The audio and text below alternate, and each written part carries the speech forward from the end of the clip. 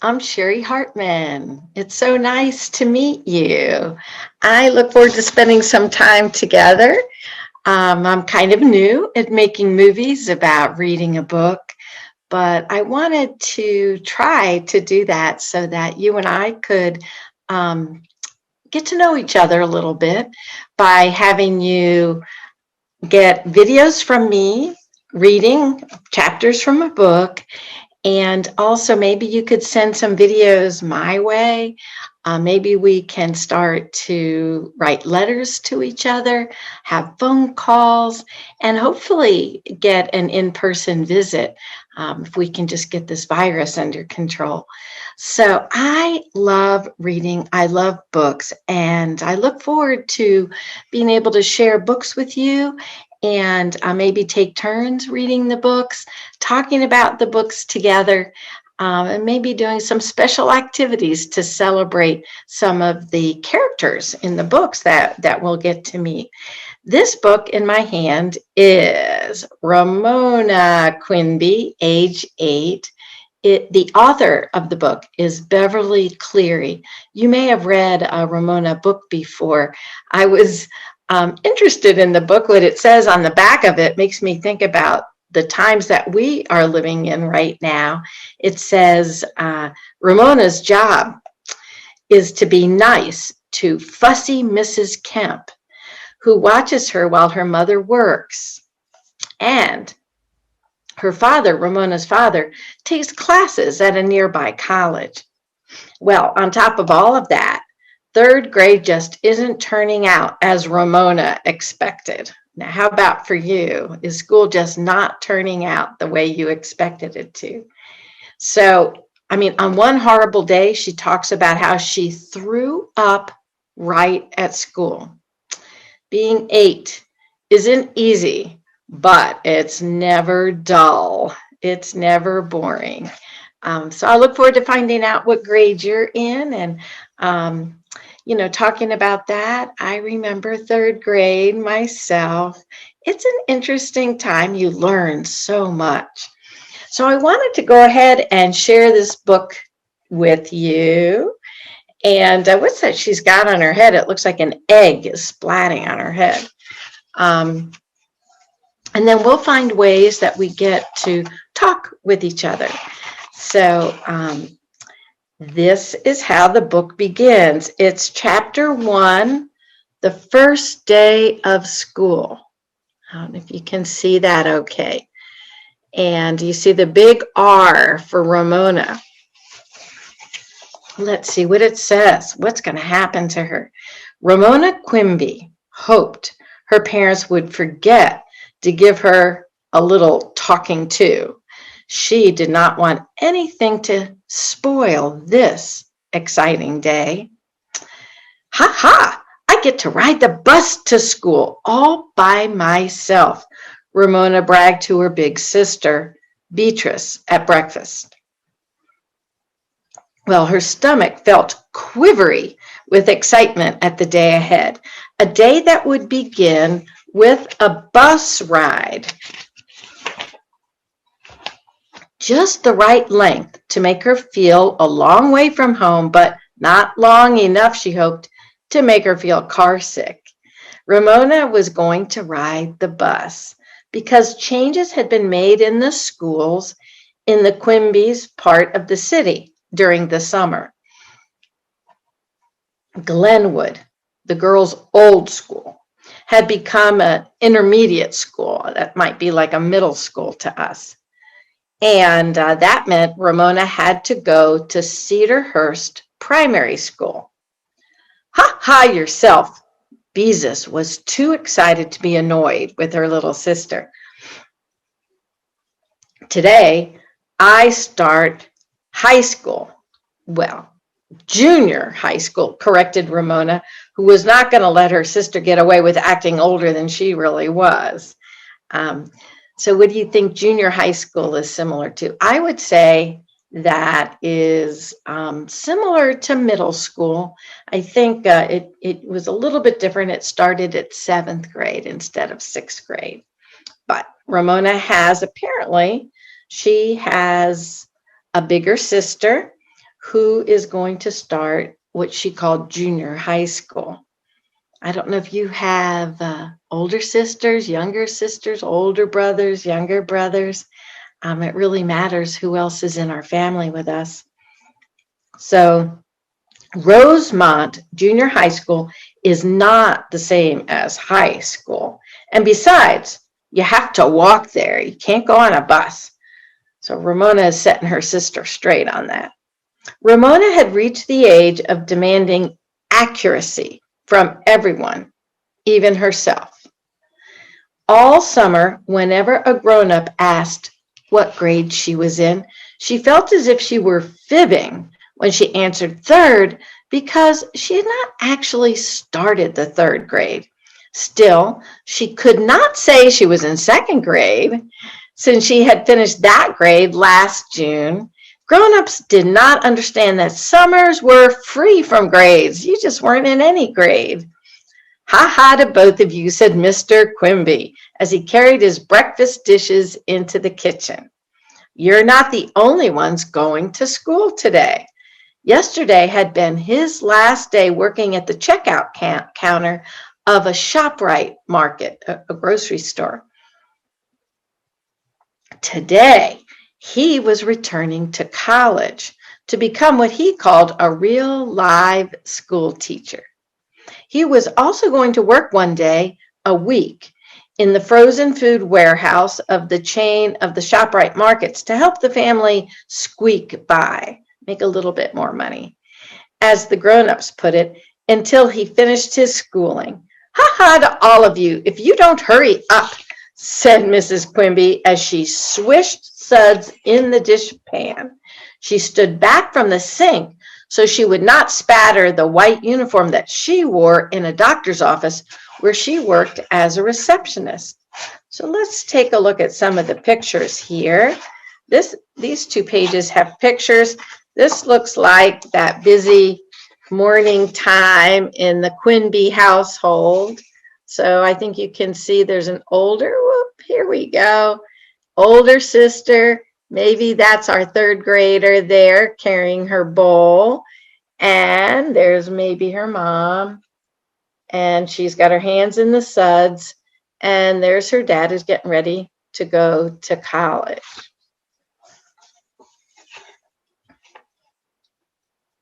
Daddy, will you have to do homework? Ramona wiped her milk off her milk mustache and gathered up her dishes. That's right, Mr. Quimby flicked a dish towel at Ramona as she passed him. That's what he's doing there. It's kind of stuck in the middle of the page, but he's flipping a dish towel at her. She giggled and dodged, happy because he seemed happy. Never again would he stand all day at a cash register ringing up groceries for a long line of people who were always in a hurry. Ramona slid her plate into the dishwasher. And will Mother have to sign your progress reports, Daddy? Mrs. Quimby laughed. I hope so. Beezus was last to bring her dishes into the kitchen. Daddy, what do you have to study to learn to be a teacher? She asked. Ramona had been wondering the same thing. Her father knew how to read and do arithmetic. You might call that math, right? He also knew about Oregon pioneers and about 2 pints making up 1 quart. 2 pints in a quart. Mr. Quimby wiped a plate and stacked it in the cupboard. I'm taking an art course because I want to teach art, and I'll study child development. Ramona interrupted. What's child development? How kids grow, answered her father. Why does anyone have to go to school to study a thing like that, wondered Ramona.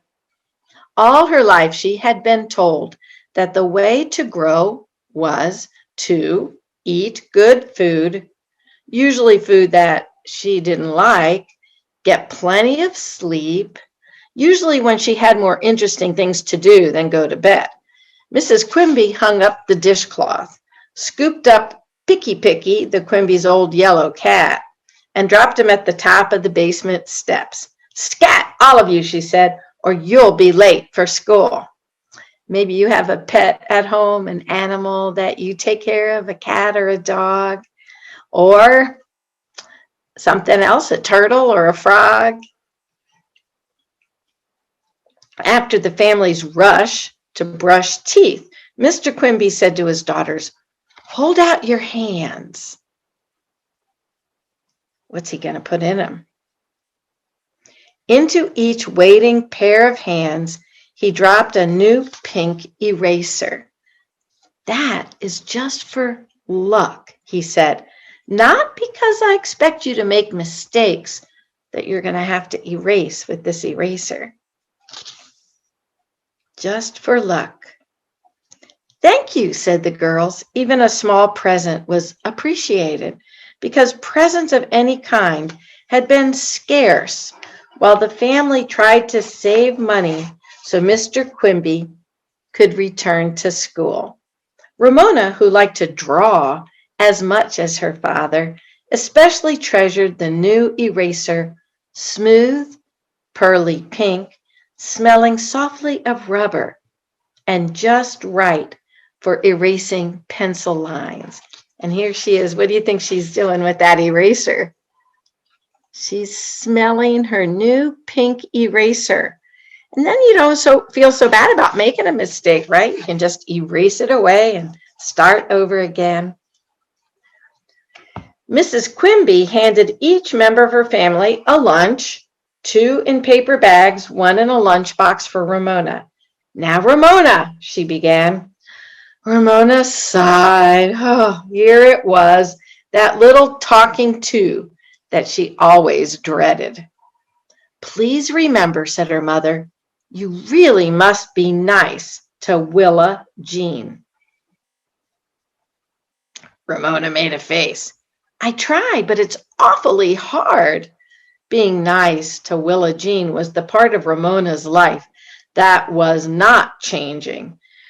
The part she wished she would change. Every day after school, she had to go to her friend Howie Kemp's house, where her parents paid Howie's grandmother to look after her until one of them could come for her. Both of Howie's parents, too, went off to work each day. She liked Howie, but after spending most of the summer, except for swimming lessons in the park, at the Kemp's house, she was tired of having to play with 4-year-old Willa Jean.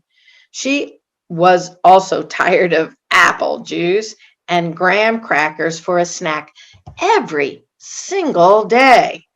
"No matter what Willa Jean does," complained Ramona, "her grandmother thinks it's my fault because I'm bigger." Like the time Willa Jean wore her flippers when she ran under the sprinkler, pretending she was a mermaid on the tuna fish can, and then she left big wet footprints on the kitchen floor. Mrs. Kemp said I should have stopped her because Willa Jean didn't know any better. Mrs. Quimby gave Ramona a quick hug. "I know it isn't easy, but keep trying." When Ramona sighed, her father hugged her and said, "Remember, kid, we're counting on you." Then he began to sing, "We've got high hopes, try hopes, buy cherry pie in July hopes." Ramona enjoyed her father's making up new words for a song about the little old ant moving that rubber tree plant, and she liked being big enough to be counted on. Do you know that song about the rubber tree and having high hopes? So he knew that song, and I guess he would change its words around. Well, she liked being big enough to be counted on, but sometimes when she went to the Kempses, she felt as if everything depended on her. If Howie's grandmother did not look after her, her mother couldn't work full time. If her mother didn't work full time, her father could not go to school. If her father didn't get to go to school, he might have to go back to being a checker, the work that made him so tired and cross. Still, Ramona had too many interesting things to think about to let her responsibility worry her as she walked through the autumn sunshine toward her school bus stop, her new eraser in her hand, new sandals on her feet, that quivery feeling of excitement in her stomach, and the song about high hopes running through her head. She thought about her father's new part-time job, zipping around in a warehouse on a forklift truck, filling orders for orange juice, peas, fish sticks, and all these other frozen items that the markets carried. He called himself Santa's little helper because the temperature of that warehouse was way below zero, and he would have to wear heavy padded clothing to keep him from freezing. So he had this other job to help pay the bills. Excuse me for coughing. The job sounded like fun to Ramona. She wondered how she was going to feel about her father's teaching art to other people's children and decided not to think about that for a while. Instead, Ramona thought about Beezus, her sister, going off to another school where she would get to take a cooking class and where she could not come to the rescue of her little sister when she got into trouble. As Ramona approached her bus stop, she thought about one of the best parts of her new school. None of her teachers in her new school would know she was Beatrice's little sister. Teachers always liked Beezus. She was so prompt and neat. When both girls had gone to Glenwood School, Ramona often felt as if the teachers were thinking, I wonder why Ramona Quimby isn't more like her big sister. When Ramona reached the bus stop, she found Howie Kemp already waiting with his grandmother and Willa Jean, who had come to wave goodbye. And they show a picture of them. Here they are at the bus stop. You can see the little girl, Willa Jean, the 4-year-old, and the grandmother, and Howie, and that must be Ramona right there. Oh, what do they have in their hands? Getting ready for school. Is Howie checking out his lunchbox?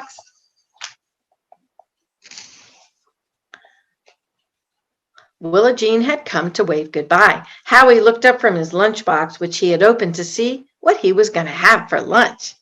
And he said to Ramona, those new sandals make your foot look awfully big. Why, Howie, said his grandmother, that is not a nice thing to say.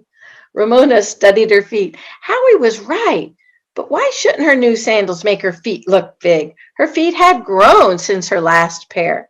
She was not offended. Today, I'm going to kindergarten, boasted Willa Jean, who was wearing new coveralls, a t-shirt, and a pair of her mother's old earrings. Let's see if we can see that. We'll go back to that picture, see what she's got on to wear to school. You can see, there she is. All right, where are we here? So she has what they call coveralls then, and earrings. You see big earrings dangling down from her ears, and she's starting school as a kindergartner. You might have a little sister too. Willa Jean was convinced she was beautiful because her grandmother said so. Ramona's mother said Mrs. Kemp was right. Willa Jean was beautiful when she was clean because she was a healthy child. Willa Jean did not feel like she was beautiful like a healthy child. She felt she was beautiful like a grown-up lady on TV. Ramona tried to act kindly toward little Willa Jean. After all, her family was depending on her. Not kidney garden, Willa Jean, she said. You mean nursery school. Willa Jean gave Ramona a cross, stubborn look that Ramona knew too well. I am too going to kindergarten. Kindergarten is where kids are, she said. Bless her little heart, said grandmother, admiring as always. The bus, the little yellow school bus Ramona had waited all summer to ride, pulled up at the curb. Ramona and Howie climbed aboard as if they were used to getting on buses by themselves. I did it just like a grown-up, thought Ramona. Good morning. I am Mrs. Hannah. I'm your bus aide, said a woman sitting behind the driver. Take the first empty seats toward the back. Ramona and Howie took window seats on opposite sides of the bus, which had a reassuring new smell to it. Ramona always dreaded the people and fumes smell of big city buses. Bye-bye, called Mrs. Kemp and Willa Jean, waving as if Ramona and Howie were going on a long, long journey. Bye-bye, Howie pretended not to know them. As soon as the bus pulled away from the curb, Ramona felt someone kick the back of her seat. She turned and faced a sturdy boy wearing a baseball cap with a visor turned up and a white t-shirt with a long word printed across the front. She studied the word to see if she could find short words in it, as she had learned to do in second grade. Earthquakes. Earthquakes. Some kind of team, maybe? Yeah, he looked like the sort of boy whose father would take him to ball games. He did not have a lunchbox, which meant he was going to buy his lunch in the cafeteria. A grown-up would not call him a purple cootie. Ramona faced front without speaking. What is that? This boy was not going to spoil her first day in the third grade. Thump, thump, thump against the back of Ramona's seat. The bus stopped for other children, some excited, some anxious. Still, the kicking continued. Ramona ignored it as the bus passed her former school. Good old Glenwood, thought Ramona, as if she'd gone there a long, long time ago. All right, Danny, said the bus aide to the kicking boy. As long as I'm riding shotgun on this bus, we won't have anyone kicking the seats. Understand? Ramona smiled to herself as she heard Danny mutter an answer. How funny. The bus aide said, saying she was riding shotgun as if she were guarding a shipment of gold on a stagecoach or something, instead of making children just behave on a little yellow school bus. Ramona pretended she was riding a stagecoach and pursued by robbers until she discovered her eraser. Her beautiful pink eraser was missing. Did you see my eraser? She asked a second grade girl who had taken the seat beside her. The two searched the seat and the floor. No eraser. Ramona felt a tap on her shoulder and turned. Was it a pink eraser? Asked the boy in the baseball cap. Ramona was ready to forgive him for kicking her seat. Have you seen it? Nope. The boy grinned as he jerked down the visor of his baseball cap. That grin was too much for Ramona. Liar! She said with her most ferocious glare, and faced front once more, angry at the loss of her new eraser, angry with herself for dropping it so the boy could find it. Do you ever feel angry, somebody taking something of yours, especially something special like that, and you get kind of a angry look in your face and a kind of angry, tight feeling in your body? She has a funny word that she uses to call somebody a bad name. She calls them a purple cootie. That's what she thought. And she hoped the cafeteria would serve him fish and those canned green beans with the strings left on it, and apple wedges, the soft, mushy kind with tough skins, for dessert. I guess she got food at the cafeteria that she did not like. So the bus, maybe that's why her mommy packs her lunch. The bus stopped at Cedarhurst, Ramona's new school, a 2-story red brick building, very much like her old school. As the children hopped out of the bus, Ramona felt a little thrill of triumph. She had not gotten carsick. She now discovered she felt as if she had grown even more than her feet. Third graders were the biggest people, except teachers, at this school. This was a primary school that ended at third grade. All the little first and second graders running around the playground looking so young made Ramona feel tall, grown up, and sort of, well, wise in the ways of the world. Danny shoved ahead of her. Catch! He yelled to another boy. Something small and pink flew through the air into the second boy's cupped hands. The boy wound up as if he were pitching a baseball, and the eraser flew back to Danny. Well, you give me back my eraser! Encumbered by her lunchbox, Ramona chased Danny, who ran ducking and dodging among the first and second graders. When she was about to catch him, he tossed her eraser to the other boy. If her lunchbox hadn't banged against her knees, Ramona might have been able to grab him. Unfortunately, the bell rang first. Ding-a-ling. So here we go. We see what's going on there. There's that boy throwing her eraser, and she can't quite catch up with him. That lunchbox seems to be getting in the way. So she has another funny name for boys, I guess, that are trouble to her. She calls them yard apes. That's like a monkey. Well, yelled Ramona, her name for boys who always got the best balls, who were always first on the playground, and who chased their soccer balls through other people's hopscotch games. She saw her pink eraser fly back into Danny's hands. Yard apes, she yelled again, tears of anger in her eyes. Yucky, yard apes. The boys, of course, paid no attention.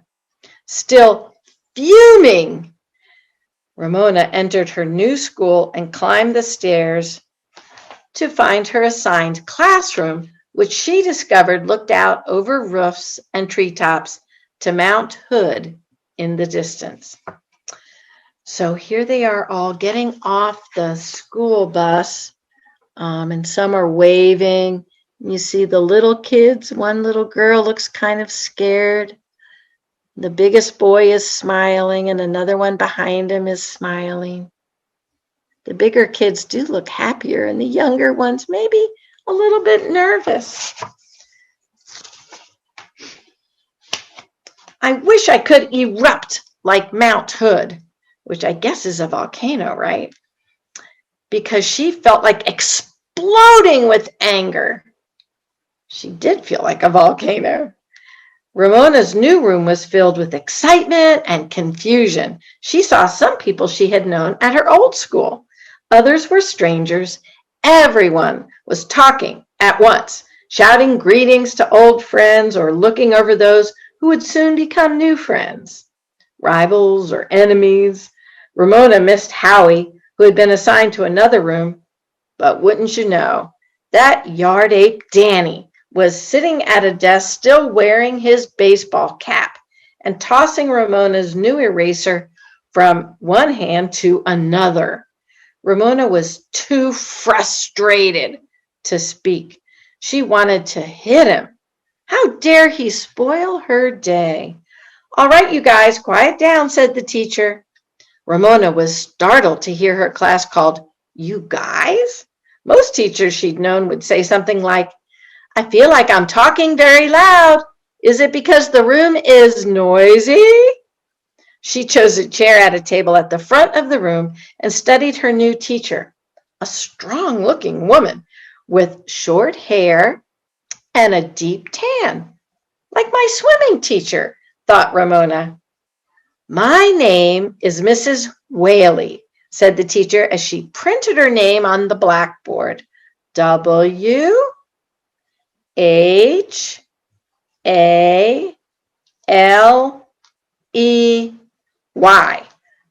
I'm a whale with a Y for a tail.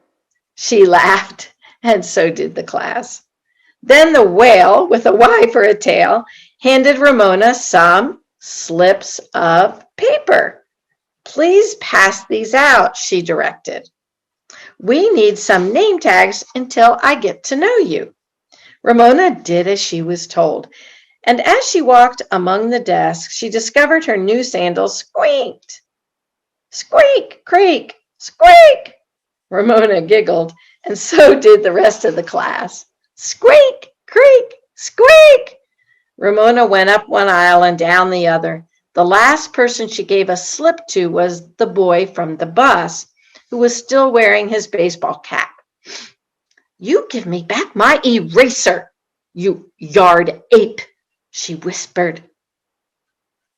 Try and get it, Bigfoot, he whispered back with a grin. Ramona stared at her feet. Bigfoot?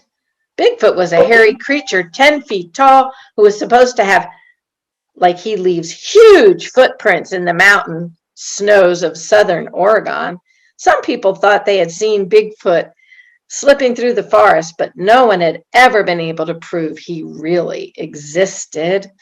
Bigfoot, indeed. Ramona's feet had grown, but they were not huge.